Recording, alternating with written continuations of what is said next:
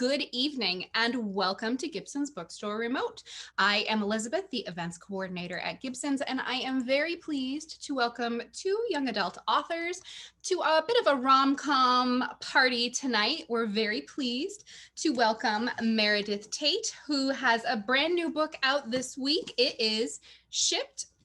She is also the author of several other books, most recently, The Last Confession of Autumn Casterly. Meredith used to be a New Hampshire resident, and she does come back frequently. We are also welcoming this evening Cameron Lund, who previously released The Best Laid Plans, and coming out in about 2.5 weeks. We also will be seeing Heartbreakers and Fakers from her. We're very pleased to have the two of you here tonight. Welcome. Thanks so much for having us. Both of these books are available from Gibson's Bookstore. We're very happy to ship books to you. You can come in to browse. We do offer curbside pickup, and you can order online. Welcome to the two of you. Cameron, by the way, you also are a New Hampshire lady, and I don't know if you come back to visit anytime soon, but if you do, we'd love to see you. But this is a bit of a New Hampshire Granite State reunion. Yeah, so I grew up in Durham, New Hampshire, but I live in San Francisco now. But I come back, a couple times a year. Been to Gibson's a few times. Excellent, excellent. Well, we'll see you again this summer, I'm sure. Let's jump into our event. I'm going to ask each of you to give me a little bit of an elevator pitch, so to speak, a brief description of your novels, and tell me why you wrote it and what inspired the book. Meredith, let's start with you.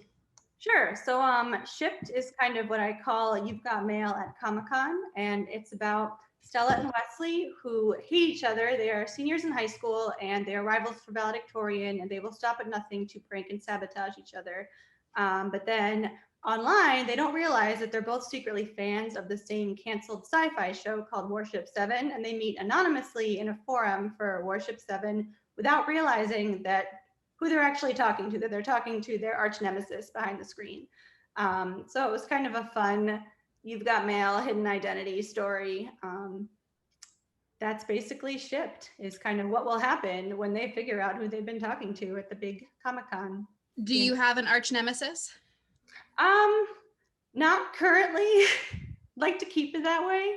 Okay. All right. So this is not based on then your own life. You don't have an arch nemesis. No, it was more based of like my love of fandom and kind of some vitriolic feelings about certain show endings and premature cancellations. And I just kind of wanted to put that passion into the book. Originally, I always been saying this a lot this week, but it's originally started as a video game competition where Stella and Wesley met at an online forum for this RPG. They were playing the RPG when I started writing it like years ago, and I could not get it to work. It's because I don't know anything about video games, but I do know a lot about fandom. So when I started rewriting it that way, it worked a lot better. All right. And Cameron, tell me about Heartbreakers and Fakers.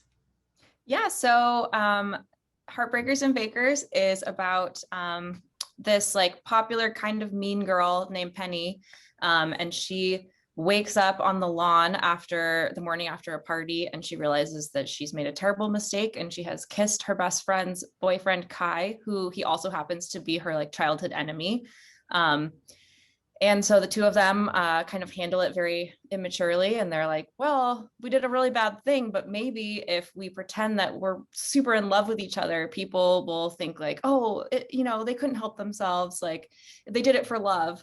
And so they decide to fake feelings for each other to try to get their friends to forgive them. And they have to learn that really they should like own up to their mistakes. And there's a big growing process throughout the book, but lots of drama, kind of messy shenanigans. Normally I ask, is this autobiographical? But I'm going to presume you did not mastermind a fake dating romance in your own high school.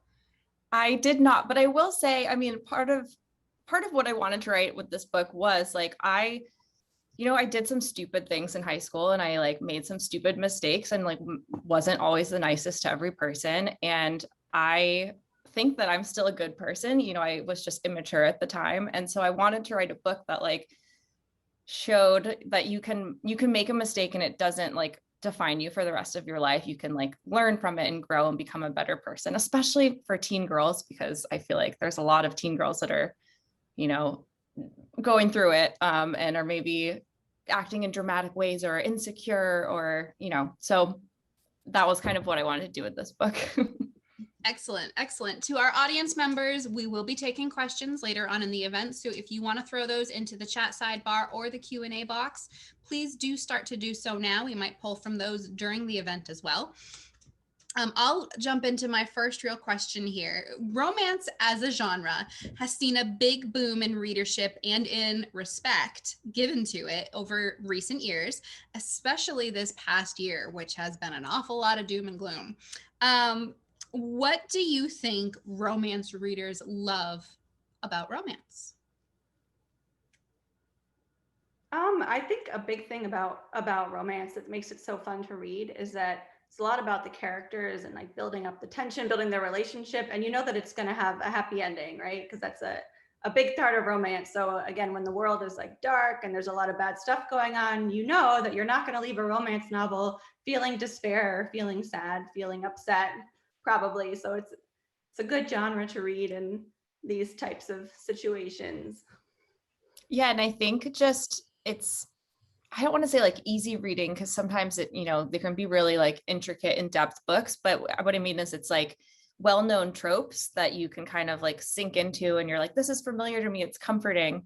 And I mean, I personally love tropes. So my book is like, has so many different things that I purposely put in there to be like, hey, let's, you know, now there's only one bed, and kind of those things that, and same with like, I think, you know, You've Got Mail is one of my favorite movies, and I've loved any kind of You've Got Mail book that I've read of that plot line. It's just so fun. Yeah, and I love it too, because it's kind of like you're not going for like to write anything that's like super groundbreaking, because everyone knows that the familiar tropes, like my book is a You've Got Mail trope. They know going into it exactly kind of how it's going to play out, but that doesn't make it any less fun to read the same tropes, you know?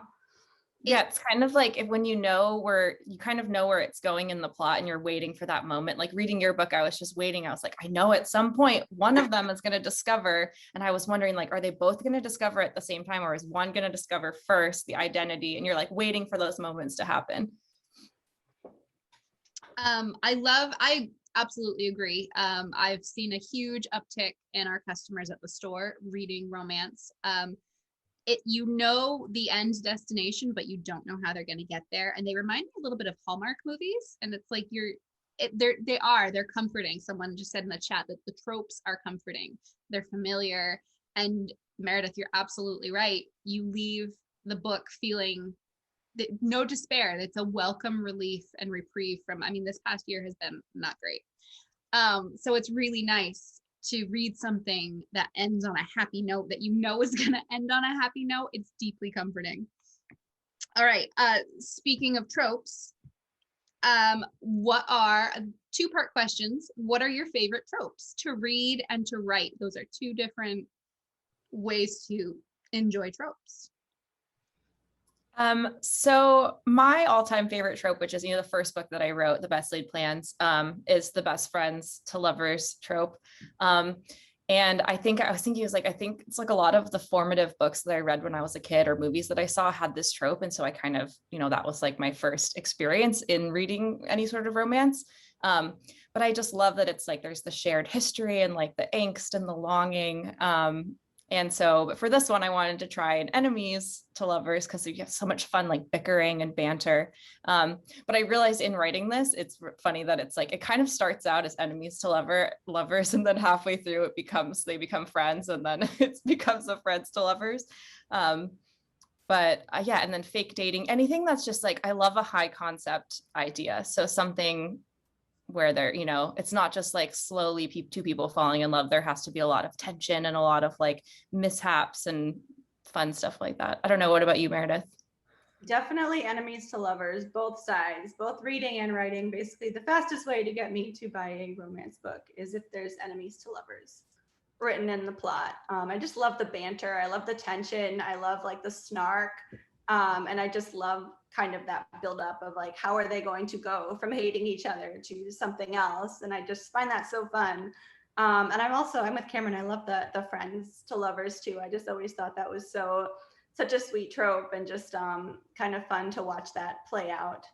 But those are probably my favorites. And also, like Cameron said before, there's only one bed scene, classic. Yeah. Oh, and I just want to say that Meredith, the banter that you wrote in Shipped is so good. Like you did such a good job of like keeping it really like, it's not too mean. It's just like they're very funny with each other in a way that just really worked well, I thought. I love the banter, and yours, the whale puns. Thanks. Somehow puns always find their like, I feel like I'm the only person in the world that thinks puns are hilarious. So they're in all of my books. Speaking of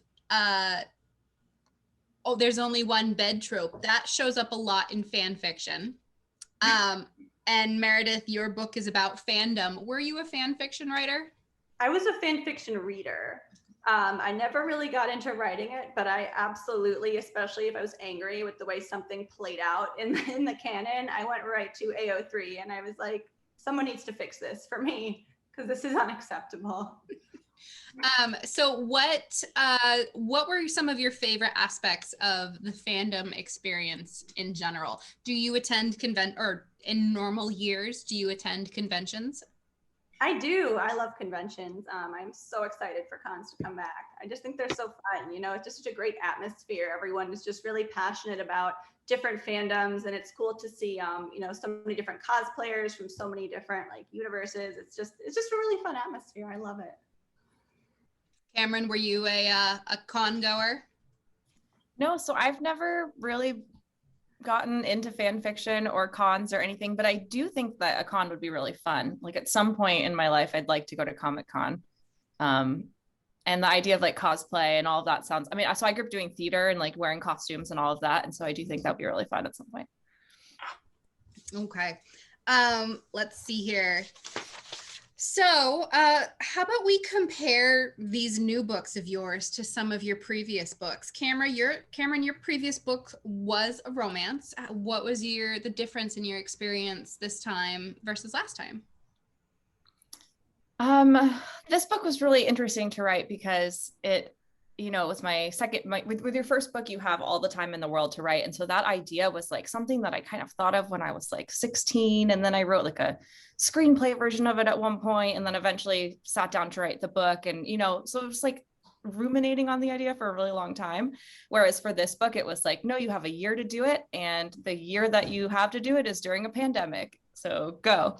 And so I definitely felt a lot of like pressure and anxiety and stuff as I was writing this. And I do think it came out in the book a little bit in that this one is definitely like a little bit darker, a little bit meaner than the first one. But yeah, it was really fun to like find new characters and put them in all the situations that I could. Let's find a way to ruin these characters. Yeah. All right. How can I make things even more dramatic? Excellent. And Meredith, you are a bit of a genre hopper. This last one, The Last Confession of Autumn Casterly, not exactly romantic. So what was the difference between last time and this time writing Shipped? So I always say The Last Confession of Autumn Casterly is the darkest thing I've ever written, and then Shipped is the lightest thing I've ever written. So it was definitely a really weird shift for me. But it was a fun shift, like writing Shipped kind of. I was writing it in 2019. It was just something, I needed something light and fun to kind of work on. The biggest difference for me is that I think with writing darker thrillers, all of my sci-fi fantasy previous books have kind of a thriller aspect to them, is that I'm focusing a lot on, plot points, like making sure I time everything, making sure I reveal certain things at the right time. I'm meticulously plotting it. Whereas with Shipped, it was a lighter tone. It was more about the romance. So I kind of let the characters tell me kind of where they wanted the story to go. It was more about kind of writing their development and kind of their scenes. And it was just a little bit, not easier, but just a different style for me to focus more kind of on the characters and let them lead the story, I guess. But What made you, I'd be curious, like decide to make the switch to write a romance? You know, it was in my idea folder for years, and that was the one that my editor really liked, and I was really excited because I always say that that came right when the horrible abomination known as Game of Thrones season 8, and I was so angry and I wanted to vent about fandom, and I was like, yes, perfect opportunity to vent. So, and I just had a lot of fun with it. So we have a couple audience questions that we can get started on. This question is from Janine, and she says, not having young ladies in my family, I've always found it hard to interest the boys to keep reading after elementary school. Not what is assigned to them in school, but for fun. Do either of the two of you have any suggestions for books that would keep kids reading in a middle school and high school? One thing I always say is just encourage kids to read whatever they want. You know, maybe that's a graphic novel. Maybe it's a novelization of their favorite video game. Maybe it's a magazine. Maybe it's, you know, a picture book or a sci-fi book, or just make sure they have options. And I guess show them that, you know, if they're reading graphic novels, if they're reading magazines, you know, they're reading. So that's the most important thing, I think, is just to give them a wide variety and see what speaks to them.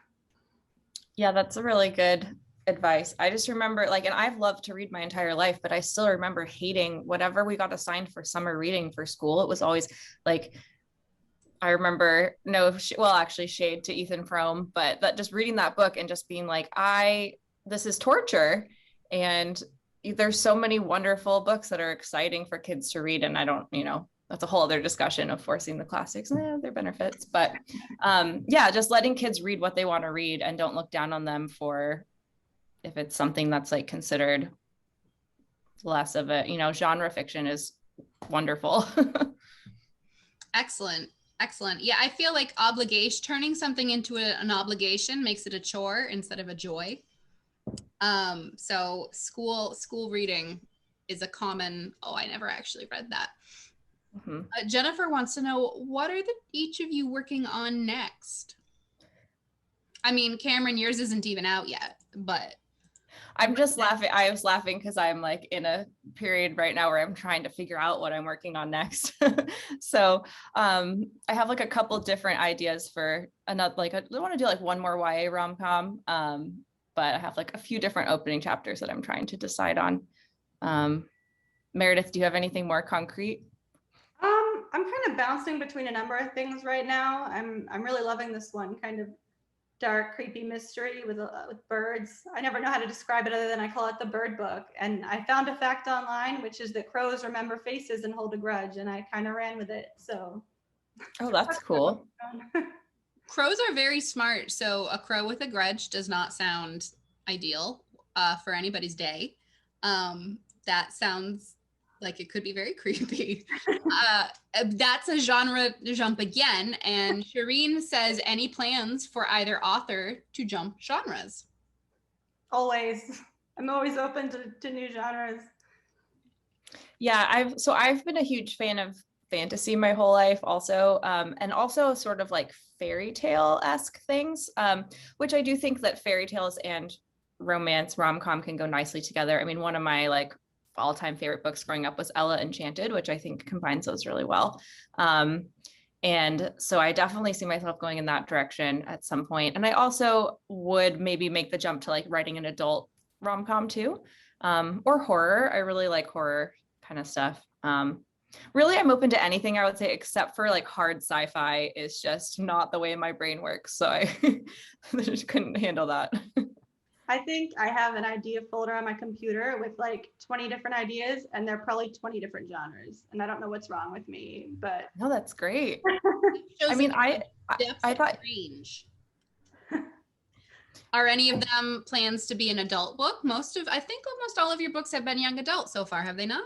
Yeah, I have 3 adult ideas, but I don't know if they're any good, and they're all different genres within adult. So I don't know what's wrong with me, but. What's your most prevalent genre? Ooh, I like speculative contemporary a lot. I like dystopian a lot. I'm still waiting for it to make its way back. Okay, all right. Yeah. So I thought, so for those who haven't read Meredith's book yet, she has, so there's, they bond over that canceled TV show, but she has like parts of various episodes of the sci-fi show throughout. And I thought the scripts you wrote for those was so well done. And so I have a question for you is, first of all, would you ever write something sci-fi? And then what was your where did you learn how to like write for TV, and would you ever want to write for TV? Ooh, so for the Worship 7 chapters, I had so much fun with them because it was mostly like banter and stuff. I don't know if I could ever write like a hard sci-fi, just because that kind of science like breaks my brain. I just don't know how to do it. But I love like light sci-fi. I'd love to write like a fun space opera. And as for writing the script chapters, I really just kind of Googled TV scripts and looked how they were formatted. And then I just kind of went from there, and I just worked on it. Yeah, I mean, I don't know if I would write that type of stuff again, but I'm always open to it. It'd be fun. Okay. Elise wants to know, what is your perfect setting to write in? What's your creative process? So my ideal setting to write in would be, so I love to travel. And it's always kind of been, like my thing where it's like I travel somewhere and then I want to like sit outside at a nice cafe and work on my writing. Unfortunately, we've had a pandemic, so that's not really possible right now. So I do most of my writing just like where I'm sitting right now at my desk. I work, I have a day job, so I'm back in the office now, which has been an interesting change. And so, I'm at the office for 8 hours and then come home and then try to have like at least an hour or two when I'm feeling inspired to write. But I've found that, at least for me, when this is interesting is that when I was younger, I feel like I was most creative and had my best writing and my best like songwriting, all of that, like around midnight. And in the last couple of years, I felt like my most creative right when I wake up. So now it's been like, oh, I need to figure out how to, get up at like 7 and write before work, maybe is try to get the flow going. For me, I agree. I love writing in coffee shops, cafes. I actually wrote Shipped, weirdly, when I was living in Switzerland. I was having such a hard time focusing on my deadline that every day I would board the public transportation boat that has no Wi-Fi with my laptop. And it's a 4-hour boat ride. And I would just sit there and I'd be like, I'm going to write the entire 4 hours until this boat comes back to the dock. And so that's what I did there. Usually I like to write at coffee shops. Love to have some music playing, different playlists for every work in progress. These days I work at my desk, obviously, as we all kind of do now, but. Was that effective, the 4-hour Wi-Fi free trip? Did you get the draft done? I did finally get the draft done. It was fun. I'd buy my like little cheese plate and I would just sit there on the public transportation. That's really nice. It was fun. I miss it. Like a 4-hour vacation from, like, we love the internet, but the internet is always there. It's always a distraction. Yeah. So, I mean, that just sounds rather nice to have a planned internet break. Meredith, Caitlin wants to know, are there any geese in your bird book? That sounds like an inside joke. There might be. You never know. Geese are mean. Geese are no joke, Meredith. Geese. Awesome. Geese are misunderstood. I love them. My piano teacher, when I was a child, had geese as instead of a guard dog, because they're loud. They're very, very loud. And if someone's trying to break in through your back window and like this hissing bird comes up at you, I mean, most people don't know what to do, but they're very loud. So they actually make ideal guard animals. So I wouldn't want to mess with a goose. No, I mean, there's so many feathers, you don't like, it's weird big thing comes flapping at you making noise, and a burglar theoretically just wants to like get in and get out without attracting attention. And goose are not known for being quiet. So, all right. But are there any geese in the bird book? Yes, there are geese in the bird book. My secret is out. Okay. They're mostly crows, but there are always going to be geese. Jennifer asks, were there any surprises during the editing process after selling the books to publishers? Did the titles stay the same or did those change? So I'm terrible with titles. My working title for Shipped was Nerds in Love, and love was crossed out and it said hate. But my editor actually came up with the title for Shipped, and we all kind of loved it immediately because it's short, it's interesting, and I love that it fits nicely in a tweet. And so I really like my title. That was the big thing I think that changed for me. Yeah, so I'm the opposite. I love titles, and I've been like helping friends come up with titles for their books because I'm a songwriter, and I think titles are kind of that same sort of skill set. But my titles did change. So this was sold on contract. So I sold my first book, and then they said, and we'll buy like whatever your second book is, with no information about it. And so I didn't really have a title for it. And I was calling it The Great Pretenders as like my kind of temporary title. And then we brainstormed a bunch of things. It was almost called Cruel Summer. And then we went with Heartbreakers and Fakers, which was, I was looking through a bunch of like Taylor Swift songs. And so these were all like, they were taken from like Taylor Swift lyrics. But my first, so I'm for those that don't know the terminology of pantser versus plotter, a plotter is someone who comes up with the plot of their book ahead of time, and a pantser kind of flies by the seat of their pants and just writes it as they go. And I am definitely a pantser, but I had to come up with a plot to kind of pitch this book. And so I wrote something out, and then as I was writing the book, like a lot of the plot changed. So the first draft of this book is a very different story than what the final, not very different, but different enough story. And I'd say the main change is that in the first version of this, she doesn't remember what happens the night before. And so she and Kai are like working together to try to figure out the truth of what happened. And this was kind of a play on like, you know, thrillers where somebody has amnesia, but I was saying, oh, it'll be really interesting if it's actually because she's been like drinking. But that was like a little bit too, maybe not the message I wanted to send. I wanted it to be, you know, she's a teen girl, maybe her like fully blacking out is not the best kind of situation, especially if she's like kissing a boy. So it switched to then like right away, she remembers what happened, but then, you know, then it became like a fake dating plot, but that wasn't originally in it. So it was much darker in the beginning. So I had to like pull it back a little bit and try to make things a little bit lighter. I'm really curious about your songwriting. Yeah. So I've been writing, I sing and play guitar and piano, violin. And I've been writing songs since I was like in elementary school. I thought at one point that I was going to pursue music, but, you know, decided I'm just going to do music as a hobby and then pursue like writing as my career. But yeah, I love to write music and play instruments. Okay. Yeah. Would you like to sing something for us now while we put you on the spot?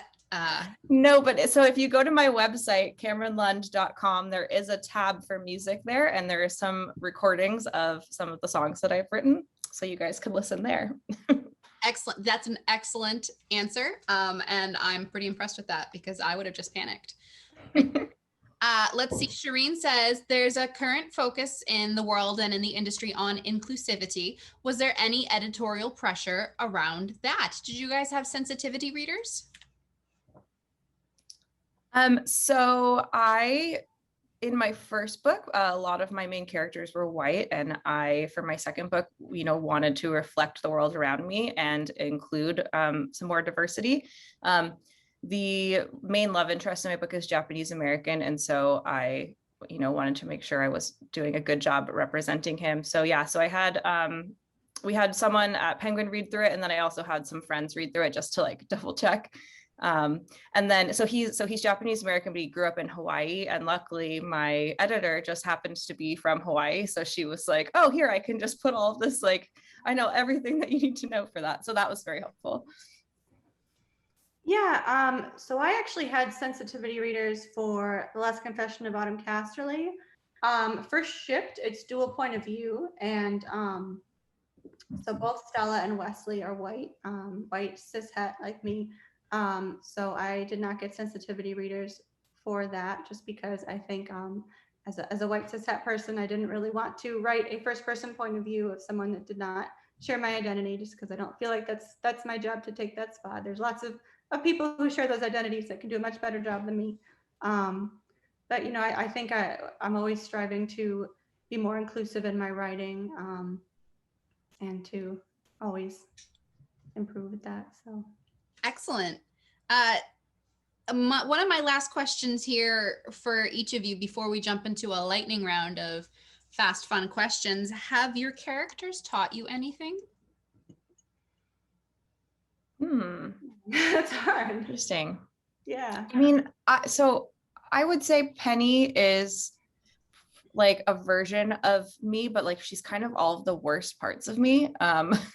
So I guess through her, I wrote out a lot of my like anxieties and insecurities I felt as a teenager. And then she like, makes all of the wrong choices first and tries to patch things up in the wrong way.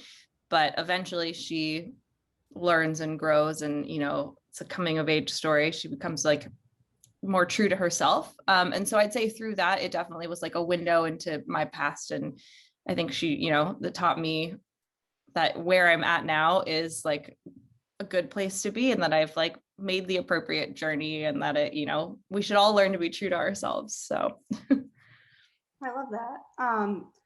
For me, I think I feel like I always learn a little bit more about myself through every character that I write, because I think there's a chunk of me in every character that I write. And with Stella especially, she makes it a point to kind of call out sexism within the fandom community, toxic fanboys within the community. And I think for me, that's something that I wish I could do more, because I have encountered a lot of sexism and kind of nerd culture. And so I think writing Stella kind of made me realize that, that's something that I would like to get better at myself, and kind of learn to call those things out when I see them in the fan, because the fan community is so important to me. And so yeah, so that's kind of. Yeah, I love how she like shuts down all of the male commenters in the forums. That's always what I wish I would do, and I'm like, now I need to do that more. I need to be more like Stella. So yeah. Okay, so both Shipped and Heartbreakers and Fakers are available from Gibson's Bookstore. Shipped is available now. We have copies on our shelves. Heartbreakers and Fakers does come out in 2.5 weeks. We are taking pre-orders now, and we will be sending those out when the book, a day or so before the book releases, or you can pick it up on the day it releases. Let's jump into a lightning round here to end our event. I'm going to ask you some silly questions, and either or questions for you to pick, or whatever just comes to the top of your mind, and we'll alternate. Okay, so let's see here. Meredith, we'll start with you first. Your ideal snack, salty or sweet? Sweet. Sweet. Cameron, what's your favorite comfort movie? Ooh, maybe Legally Blonde. Okay, excellent. Excellent. Bend and snap. Okay, Meredith, what's your ideal dessert? Ooh, Kinder Buenos. Okay, Cameron, would you rather wake up able to fly or freeze time? Freeze time. Meredith, what's your dream vacation spot? South Africa. South Africa. Cameron, cats or dogs? Definitely dogs. Okay. Meredith, pen and paper to write or laptop? Oh, laptop. My handwriting is terrible. I can't even read it. Same. Cameron, coffee or tea? Coffee. Okay. And Meredith, are you a night owl or an early bird? Oh, night owl. Night owl. Excellent. Okay. So like I mentioned, Shipped and Heartbreakers and Fakers are available from Gibson's Bookstore. Thank you, both of you, to the two of you for joining us tonight. Any thoughts to leave our audience with? Go get the books. Yeah, support Gibson's. Yay. Thank you everyone for coming. Yeah, thank you so much. This was so much fun. I look forward to seeing each of you hopefully in our store some point this summer. Please do let me know when you're coming so I can make sure to be there. Maybe we'll get you to scribble in some of our books if you make it in. Thank you so much to our audience members for joining us remotely this evening for Gibson's Bookstore Presents Remotely. Meredith, good to see you again. Cameron, lovely to meet you. Have a great night, everybody. Thank you. Bye. Bye.